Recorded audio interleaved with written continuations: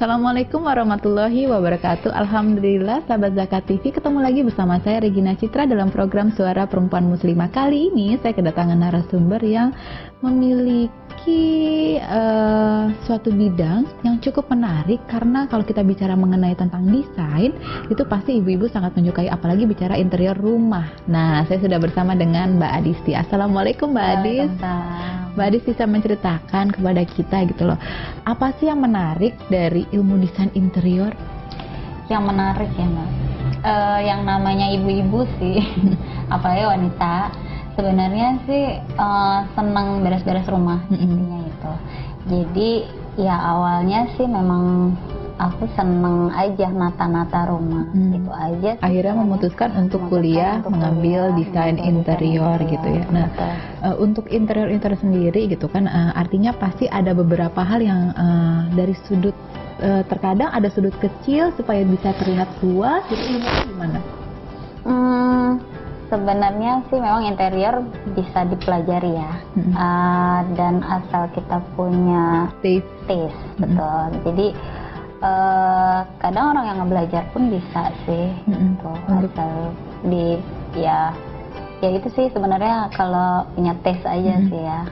Nah, kalau misalnya untuk mendesain sendiri gitu ya kan, kalau interior mungkin kalau bahasa awamnya adalah lebih menata ruang dengan barang yang sudah ada gitu. Tapi kalau misalnya adakah memang ada ilmu di mana desain interior itu harus membentuk atau mendesain suatu barang gitu?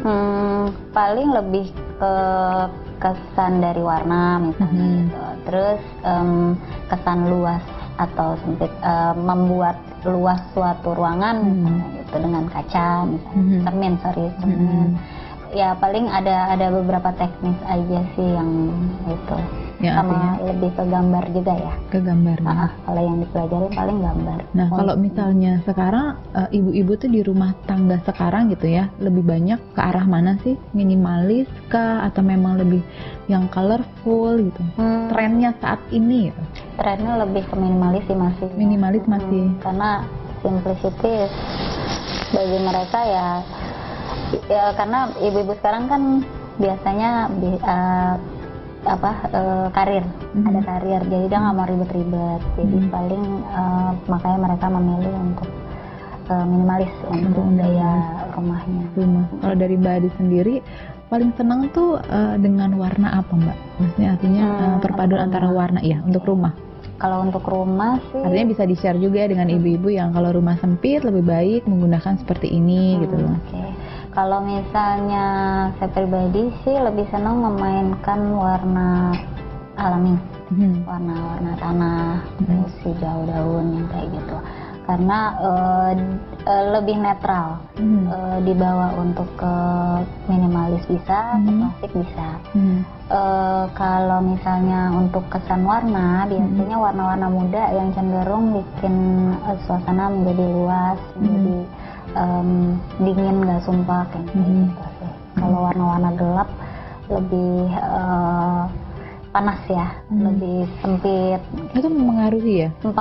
Mempengaruhi ya. Jadi kalau misalnya kita sudah bicara mengenai marun, coklat tua, itu justru kelihatan auranya tuh yang pasti terlihatnya sempit dan auranya berasa kayak sumpek ya. Iya. Makanya mungkin kalau memang suka dengan warna tersebut, untuk point of view aja, misalnya mau satu tembok aja dipakein itu, nanti yang lainnya mungkin warna-warna netral kayak gitu. Kalau kayak penggunaan tekstur garis, kembang apa itu lebih cocok seperti untuk rumah yang seperti apa? Ya enggak, kalau misalnya rumah yang ceilingnya pendek misalnya, dia jangan pakai garis yang horizontal karena membuat kesan lebih pendek gitu ya. Kayak gitu. Tapi yang vertikal. Kalau mau ini ya, terus kayak bunga-bunga, mungkin kalau dindingnya luas pakai bunga-bunga agak besar masih oke. Misalnya kayak di void gitu. Cuma kalau misalnya yang kecil cuma di kamar ya jangan main bunga yang besar terlalu besar. Kalau penggunaan wallpaper sendiri juga menjadi salah satu alternatif. Iya, betul. Biasanya sebaiknya wallpaper tuh digunakan di bagian-bagian apa aja sih, ruangan apa aja sih Mbak Adis? Itu paling yang point of view aja sih, kayak misalnya satu dinding, misalnya motif. Nah yang lainnya mungkin cari wallpaper yang teksturnya nggak nggak tegas biasanya gitu, yang cuma kalau dipegang baru kita ngerasa kalau itu ada gitu, ada teksturnya. Tapi secara lihat mungkin colornya aja yang kelihatan. Kalau sampai sekarang sudah berapa kantor atau berapa rumah yang sudah dikerjakan oleh Mbak Anis? Lumayan sih, waktu kerja juga di satu perusahaan juga lumayan ya. Untuk yang sendiri sih ada beberapa. Mbak Anis, kalau tips and triknya mendesain kamar tidur, apalagi kalau kita bilang kamar tidur yang apartemen sangat susah banget ya, kecil kan gitu space-nya. Paling gini, pemilihan tempat tidur ya jangan maksa. Misalnya space-nya cuma segitu, dia maksa untuk yang 2 meter kali 2 meter gitu. Nanti kita kasih masukan ke mereka. Terus seperti penggunaan side table misalnya, untuk yang meja kecil yang di sebelah tempat tidur mungkin kita pakai satu aja gitu. Dan ukurannya juga kita lihat. Atau kalau mau ada TV mungkin tidak usah pakai kredensa TV yang untuk tempat DVD, tapi kita buat mungkin yang nempel di dinding yang cuma cukup untuk CD atau decoder biasanya kan ada. Penggunaan kayak gitu sih sebenarnya yang bisa bikin jadi lebih luas lah. Ini nggak terlalu banyak barang tapi yang fungsinya masih ada. Iya. Nah itu tadi kamar tidur sudah. Terus kalau misalnya kita balik lagi, kalau sekarang ini kan sangat jarang orang sudah menggunakan dapur bersih, ya. Jadi terkadang malah idealnya satu rumah satu dapur gitu. Itu. Iya. Kalau misalnya di apartemen jelas nggak cukup ya kalau misalnya dapur bersih sama kotor, biasanya di rumah sih mereka. Biasanya kalau dapur bersih sih lebih ke estetika aja. Estetika ya. Cuma buat panasin mungkin, dan biasanya juga dipakai bukan dengan maid ya, sama pemilik rumah kayak gitu. Jadi lebih di fungsinya ya, kita kembalikan lagi ke fungsinya. Nah kita akan ngobrol lagi mengenai tentang desain interior yang lebih detail lagi, tapi setelah yang satu ini. Sahabat Zakat TV jangan kemana-mana, kita akan kembali setelah yang satu ini.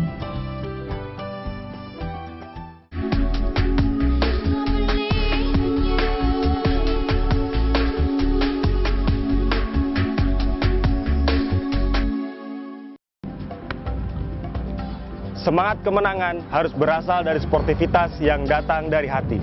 Saya Bambang Pamungkas, saya Zakat di Dompet Duafa. Keluarga adalah sumber inspirasi saya. Kehangatannya datang dari hati. Saya Inneke Kusharawati, saya Zakat di Dompet Duafa.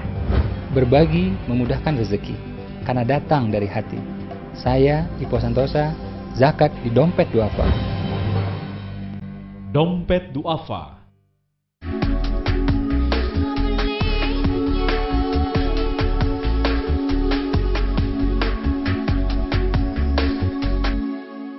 Sahabat Zakat TV, kembali lagi bersama saya dan juga dengan Mbak Adis mengenai tentang desain interior. Mbak Adis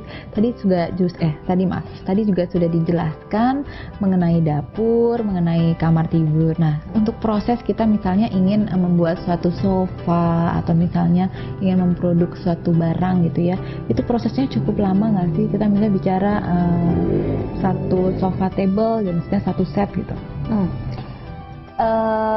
Pertama sih sebenarnya nggak terlalu makan banyak waktu ya. Kalau misalnya untuk sofa seminggu mungkin paling ini ya. Tergantung ininya sih sebenarnya, SDM-nya juga mungkin sama material sih. Kalau misalnya mungkin kalau kain yang tidak bermotif, yang polos mungkin lebih gampang dibanding yang bermotif, karena harus ngelihat motifnya biar pas kan di sofa tersebut.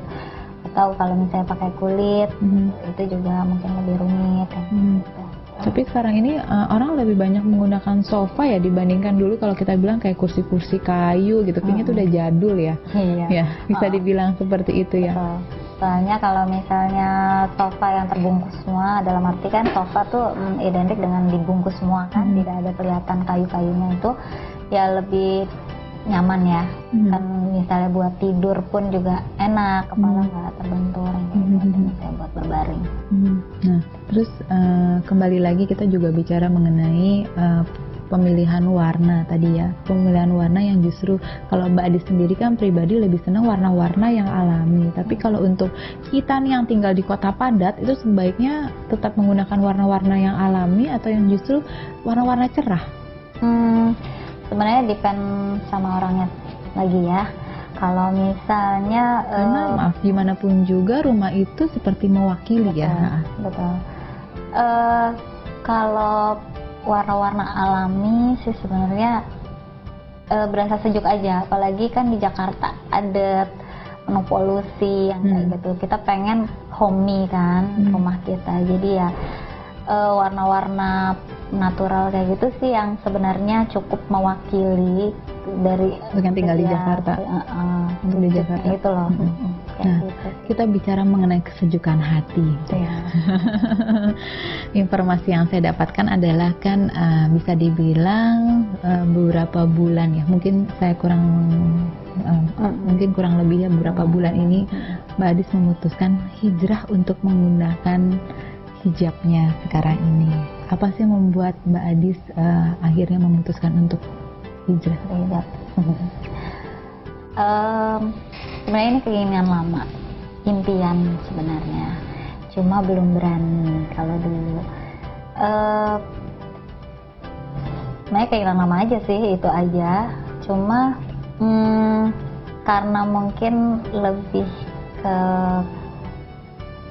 supaya bikin nyaman suami pertama, ditambah kenyamanan dalam kerja, karena untuk bidang yang saya tekuni, interior design kan banyak bertemu dengan orang, tidak hanya customer, pemilik rumah maksudnya, bahkan sampai ke tukang-tukang. Gitu. Dengan kita berpakaian berhijab lebih nyaman aja sih sebenarnya untuk menjaga kita sendiri gitu, sama di lingkungan kita. Selain itu ya memang wanita muslimah kan harusnya berhijab gitu. Harusnya berhijab. Nah, setelah sekarang sudah menggunakan, ada perbedaan nggak? Artinya yang datang benar-benar dari hati ya, merasa lebih sejuk, lebih pasti itu otomatis mengerem emosi, mengerem. Yang biasa sama tukang marah-marah nggak ya? Mungkin lupa ya udah pakai hijab gitu. Iya, salah satunya itu yang pasti emosi lah, lebih ke kita gitu, dan sama lebih mengundang kita untuk lebih mendalami Islam. Tapi setelah menggunakan ini masih terasa semakin dekat sama yang di atas. Insya Allah, iya. Insya Allah. Nah, apakah memang itu datang benar-benar dari hati atau memang mungkin ada permintaan dari anak? Terkadang, maksudnya dari cerita-cerita yang pernah saya dengar gitu loh. Kalau kita memasukkan anak di sekolah yang Islam gitu loh, terkadang ada rasa malu yang muncul dalam hati kita sebagai ibu yang tidak menggunakan jilbab, sementara anaknya sekolah di sekolah yang Islam. Ada nggak permintaan dari waktu itu, sempet nggak? Betul. Lucunya sih kebetulan memang anakku waktu SD di sekolah Islam. Memang namanya juga anak ya, ada protesnya lah gitu. Walaupun kita juga tahu diri, datang ke sekolah ya nggak mungkin lah pakai yang kira-kira nggak sopan ya. Salah satu itu. Dan setelah saya berhijab pun dia senang. Dan kalau paksaan yang di luar dari keinginan sendiri sih enggak, karena suami mau tapi tidak memaksa, tunggu waktunya aja gitu. Tapi alhamdulillah ya datangnya pada saat itu. Keberaniannya sampai seberapa jauh waktu hari ini saya memutuskan untuk pakai hijab? Nekat sih sebenarnya. Nekat. Awalnya sih lagi pengalaman hari pertamanya gimana, Mbak? Iya, waktu Maulid dan kalau nggak salah deket rumah ada acara bazar dan kita ada ngundang salah satu hijabers gitu buat kasih tips untuk tutorialnya. Terus ikut-ikutan deh, karena kan gimana juga hati kecil juga sebenarnya mau. Akhirnya awal dari situ, besoknya masuk kantor pakai gitu. Udah keterusan dari situ. Terus respon keluarga, respon keluarga yang pasti senang, orang tua senang. Ya paling pertanyaan ya timbul dari teman-teman aja. Lo kenapa sih kayak gitu lah. Ya nggak apa-apa. Nah ketika pertanyaan itu muncul, apa yang Mbak Adis jelaskan kepada mereka? Datang gitu aja. No reason, memang datang seperti itu, yang nggak dari mimpi atau apa. Ada yang bilang mungkin dari mimpi kah, atau mungkin ada kejadian apa yang bikin sadar gitu istilahnya. Enggak sih, alhamdulillah memang tiba-tiba ada keberanian itu aja. Dan sampai hari ini ya terus Insya Allah sampai selamanya.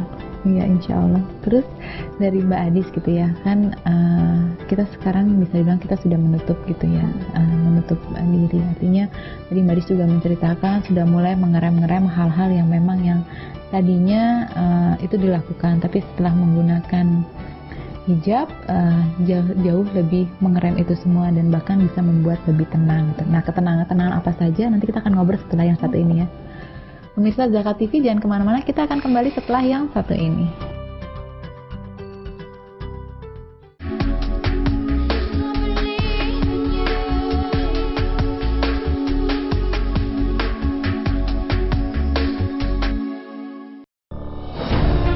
Ketika keindahan dunia merebak keselarasan, berbagi kemesraan. Ketika sejuta tangan merangkai kebahagiaan dalam kehidupan yang harmoni. Ketika zakat Anda wujudkan indahnya dunia.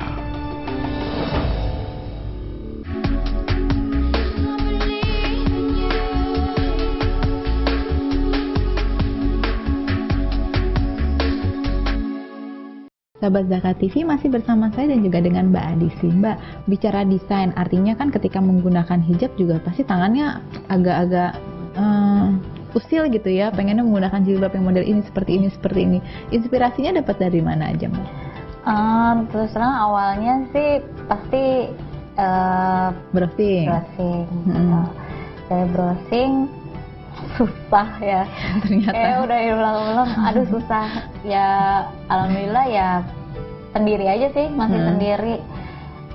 Inspirasi tinggal mix and match aja. Emang seneng kan dulu misalnya rambut aja juga seneng gitu di kepang atau di apa gitu. Cuma jadi bawaan aja ini yang sendiri. Kadang nemuin satu gaya terus lupa lagi gitu. Paling kayak gitu. Tapi kalau misalnya mengikuti kayak hijabers community atau apa seperti pengajian lebih mendekatkan lagi? Belum sih, cuma ada pengajian di dekat rumah. Awalnya dari ibu, baru ikut itu aja sih. Sama misalnya ada temen ngajak pas weekend ngajak ada pengajian di sekitar rumah, terus kita ikut. Kalau dulu sebelum menggunakan? Enggak kayaknya ya. Enggak kayaknya. Jadi alhamdulillah ya, jadi banyak sekali hidayahnya setelah benar-benar menggunakan. Kalau kita bicara tadi secara kedekatan kita dengan Ya Allah, tapi kalau secara pekerjaan gitu, kita bicara rezeki, sabar dan ikhlas, itu merasakan perbedaannya. Ya kita sih karena mungkin lebih belajar ikhlas. Kalau dulu sedikit-sedikit ngeluh.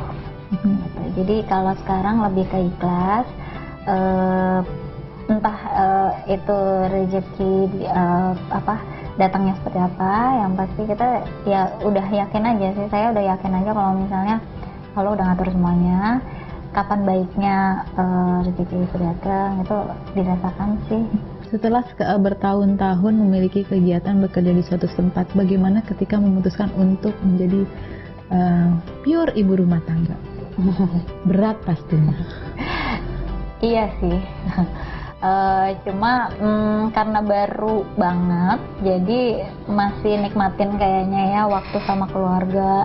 Terus yang udah punya waktu untuk masak, yang kayak gitu. Yang tadinya sih nggak sama sekali karena rutinitas ya. Paling kalau misalnya sekarang ya, kalau misalnya memang ada job sampingan untuk interior, bisa gitu. Jadi artinya masa-masa ini dihabiskan untuk paling tidak mendampingi anak. Betul. Ya. Sejauh ini apa saja sih yang Mbak Adis lakukan yang terbaik untuk anak? Apalagi kita melihat dulu kita bekerja, pasti waktu kita sangat sedikit. Yang pasti dia cukup seneng kalau misalnya ada rapat atau apa itu saya datang. Kalau itu hal yang paling kecil ya terkadang, tapi ternyata berkesan buat mereka. Rapat-rapat seperti itu datang, terus bahkan bisa ikut pada saat dia punya kegiatan di luar, misalnya ada kegiatan pramuka di puncak gitu yang mengharuskan nginep, itu kita sendiri bisa ikut gitu, walaupun kita punya pergi ya. Terus itu sih sama belajarnya kali ya. Mungkin kalau misalnya dulu kita pulang udah capek, cuma nanyain aja udah belajar atau belum. Tapi kalau sekarang kan bisa mengikuti prosesnya. Nah, dari situ juga aku pengen nanya sama Mbak Adis, merasa mengerem nggak ketika terhadap anak? Mungkin dulu kita sebagai ibu kadang-kadang suka tidak mengontrol, tapi sekarang mungkin lebih tenang, hatinya lebih sejuk. Itu juga menjadi salah satu yang mempengaruhi. Banget. Misalnya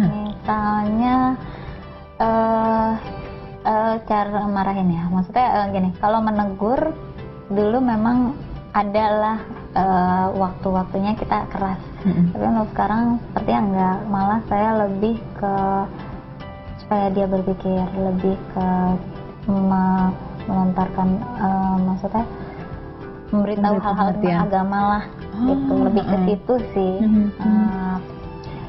Lebih ke agama, sampai jadi ngatur cara berpakaian ke anak ya. Karena kebetulan anakku perempuan. Ya. Gitu. Jadi artinya apalagi sekarang kan udah makin heboh deh ya yang namanya zaman sekarang, jadi ya hal kayak gitulah yang kita harus ya kan protect dari dalam. Dia juga harus paling nggak dapat inilah dapat informasi yang benar. Kenapa waktu itu memutuskan untuk berhenti bekerja?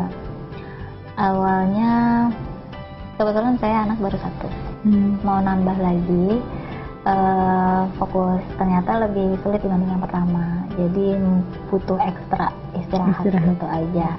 Sama kedua ya memang mau anakku kan yang ini udah SMP, jadi ya Mas udah beranjak. Nggak kelihatan anak SMP. Makasih loh. Itu beranjak ABG deh orang bilang, ya pengen concern aja sih ke situ. Dari anak perempuan masih satu-satunya gitu ya, artinya kalau bisa jauh lebih baik dan lebih sempurna daripada kita gitu kan. Alhamdulillah kan suami juga nggak mengharuskan aku kerja kan. Jadi artinya tetap ada sosok salah satu orang tua yang terus mendampingi dia gitu. Apalagi di masa-masa yang memang bisa dibilang sekarang ini anak SMP pengen tahu segalanya gitu ya. Bahkan yang kadang-kadang kita juga tidak bisa menjawabnya gitu ya. Aduh, tahu dari mana ya ini gitu. Cuman kan hadirnya orang tua, mungkin ibu perannya itu kan sangat berarti ketika memang bisa terus mengontrol setiap hari. Untuk prestasinya sendiri gimana Mbak? Prestasinya anak alhamdulillah kemarin lulus masuk ke 10 besar dengan terbaik. Oh ya, alhamdulillah ya. Alhamdulillah, dan jadi masuk. Kadang-kadang maaf saya bilang, kadang-kadang itu yang membuat kita menjadi bangga ya, maksudnya kapan saya ngajarinnya ya gitu loh ya. Kadang-kadang itu membuat kita sedih sekali, ternyata dia cukup membanggakan dan bahkan bisa mewakili menjadi 10 besar lulusan terbaik. Dia bisa menjadi seorang lah ya di kalangan sekolahnya gitu. Padahal di belakang itu sosokku mungkin kurang waktunya sebenarnya, cuma dia bisa menunjukkan itu dengan kekurangan yang dia punya. Jadi ya alhamdulillah sekarang masuk SMP yang favorit dan alhamdulillah yang dia mau. Jadi ya insya Allah lah nanti sampai ke belakangnya, sampai seterusnya dia masih yang jadi yang apa yang Mbak Adis rasakan ketika tadi kita kembali ya, ternyata gitu loh anak saya bisa menjadi 10 lulusan terbaik. Apa yang saat itu Mbak Adis rasakan? Terharu, yang pasti terharu. Ya karena lebih terharunya ya karena aku belum ngasih semaksimal itu, tapi dia bisa berdiri di panggung dengan pialanya gitu loh. Jadi ya sempat kaget Mbak? Kaget. Terus kaget. Bahkan pada saat hasil terakhir yang mungkin dia waktu itu bukan peringkat pertama terus ya waktu semenjak dia SD, cuma dia sama nilainya dengan yang peringkat pertama. Jadi amazed aja ya. Ya gitu, itu yang kadang-kadang kita suka sedih ya, maksudnya kapan, maksudnya ya tapi kita harus percaya gitu loh, di saat kita wujud kita tidak ada, tapi doa ibu itu kan pasti akan terus sedih ya. Doa ibu itu kan pasti terus selalu mendampingi perjalanan anak sampai kapanpun. Jadi walaupun terkadang wujudnya kita tidak ada gitu lah. Mudah-mudahan anaknya Badis terus berprestasi, pekerjaan desain interiornya juga terus berjalan, dan kita semakin yakin sebagai muslimah untuk terus menggunakan hal-hal yang menutup diri dan semakin membuat diri kita semakin sejuk. Terima kasih, mudah-mudahan lain waktu kita bisa ngobrol lagi. Terima kasih. Sahabat Zakat TV, demikianlah pembicaraan saya dengan Mbak Adis di Suara Perempuan Muslimah. Insya Allah minggu depan kita akan kembali lagi dengan tema dan narasumber yang berbeda. Wassalamualaikum warahmatullahi wabarakatuh.